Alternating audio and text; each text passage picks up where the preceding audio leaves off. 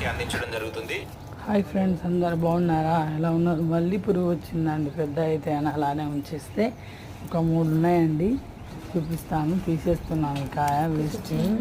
ఇంకొకటి చిన్నవి ఇక్కడ వచ్చేసింది, ఇది ఒకటి పెద్దది. ఇది వరకు వచ్చిన చోటనే మళ్ళీ వచ్చేసిందండి దోసకాయ. కానీ కొంచెం చేదు ఉన్నాయండి, మరి ఎందుకో తెలియదు. ఇంకొకటి అండి,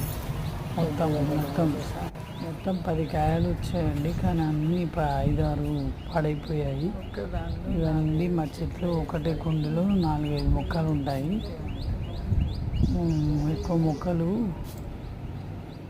ఎక్కువ కుండీలు పెట్టద్దన్నారు.